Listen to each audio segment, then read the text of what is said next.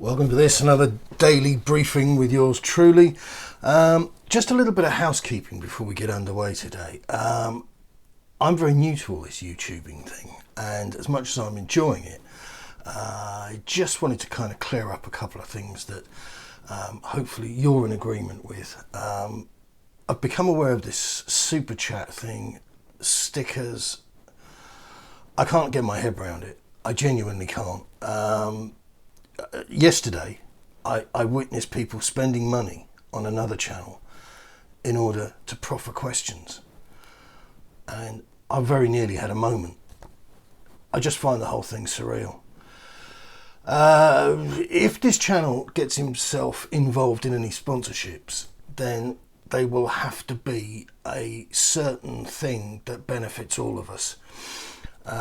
Because I'm looking to distance ourselves from the constant shouting, the constant plugging, and the endless gimme, gimme, gimme, and sort of geeing people up. It's just no good.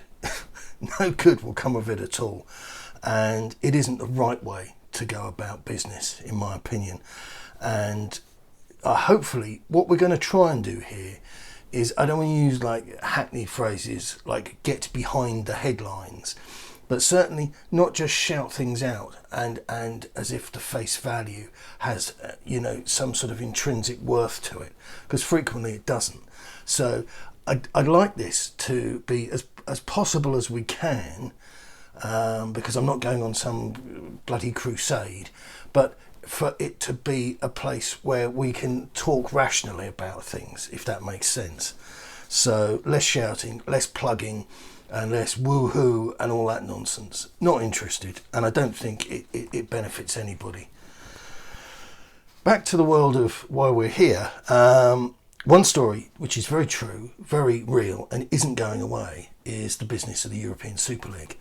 And there's been a couple of developments, and I just wanted to skip through a few points because I think it's had I wouldn't say a bad press, but I just think in the virtue signalling and the whole sort of charade that went on after it was announced, and the teams being referred to as the Dirty Dozen and all the rest of it, I think the actual story itself has been missed. And a little bit of, again, just slow down, have a look at some actual facts and information, and then, make our minds up. But there seems to be a contingent of people out there who I would refer to as inadequate losers, who are desperate to hold up a bedsheet or throw an egg at somebody. And again, go and do it somewhere else. My plan is as much as possible is to stay away from the madness. So yesterday, a couple of things happened. Barcelona announced that they were making arrangements to reschedule just over €500,000 in debt, which is approximately half of what FC Barcelona actually owes. The true total is over 1,000 million, and the club's economic vice president Eduard Romeu, I don't know, confessed to Barca's General Assembly that this rather worrying sum was not all the result of COVID-19, which is pretty horrible food for thought. And you'll remember that I mentioned Simon Jordan had done a piece on TalkSport, and he questioned how come Spurs owed 200 million, was the number that Daniel Levy was using. And had that all just come out of COVID?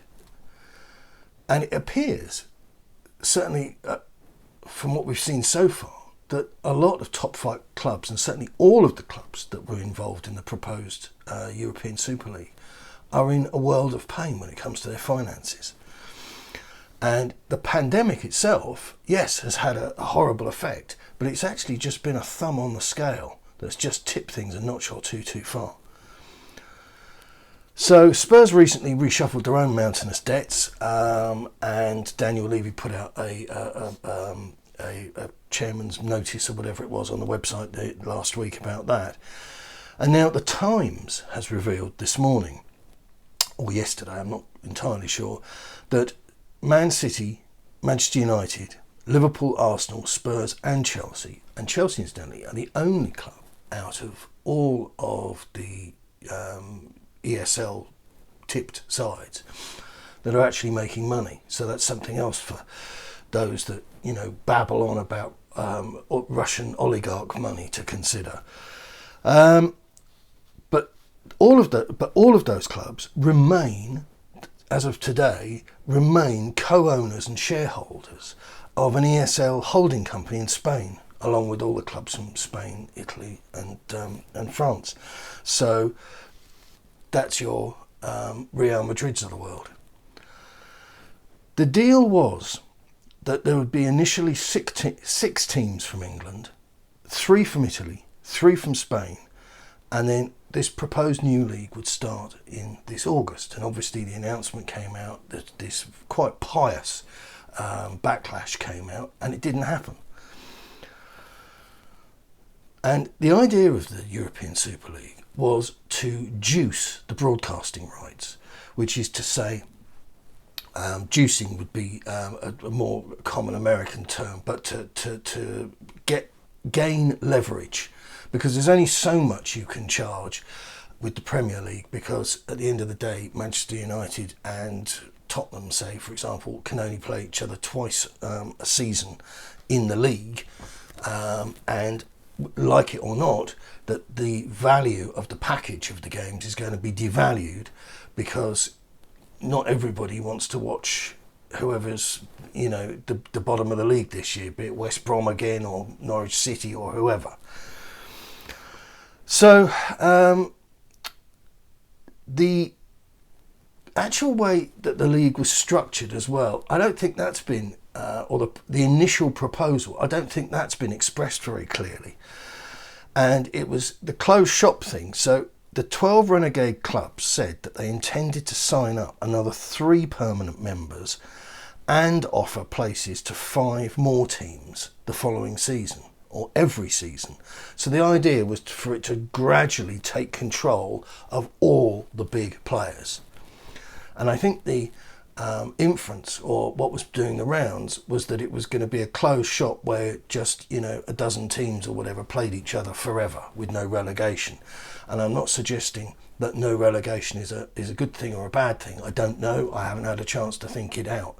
The thing is a mercenary capitalistic exercise, but it wasn't as one-dimensional, is what I'm getting at, as it may have been portrayed.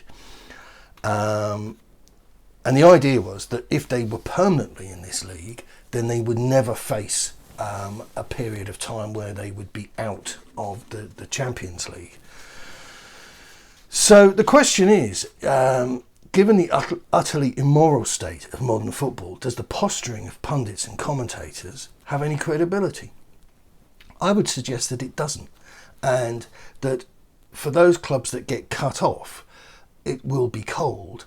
But by the same token, if you're going to start talking about the footballing pyramid, and then, you know, we'd be talking about people like Marine FC, they're going to remain in the bargain bucket section of football, come what may. And you know, what's worse in this situation now, where they're kind of allowed to beg occasionally. The real pain would be felt by clubs such as our friends at Leeds and Leicester City. Foxes are winners, they deliver silverware, but they don't make much money. In fact, they run at a small loss because they run as a football club, opposed to, you know, like a front for a property enterprise. And Leeds, of course, are an enormous club, but one struggling to come back from where it's been. These clubs, and it's all very well me sitting here and saying it, but these clubs wouldn't starve. What they would have is what exists already. They'd have the Premier League and the opportunity of competing for Europe's now 3 competitions: Champions League, the Europa League, and of course the Europa Conference Bingo League. What does the future hold? I don't know, and I wish I could tell you. But what isn't sustainable is the level of debts that all the big clubs are carrying. And I'm sure some of you who aren't Real Madrid fans, aren't Tottenham or Man United fans, would say, well, to hell with them. But the reality is that is a wish, but it's not something that is likely to happen. And what's more likely to happen is that they've got to get themselves out of this mess. And the only way I can see that happening is if they are allowed to, or able, rather than allowed, but if they're able to break free. The path out of COVID-19 is going to be a cluttered one. And I don't see suddenly, bang, and everybody's going to be allowed to come back in, and everybody wants to come back in. I think there's going to be difficulties all round. So, in conclusion, what do I think is going to happen?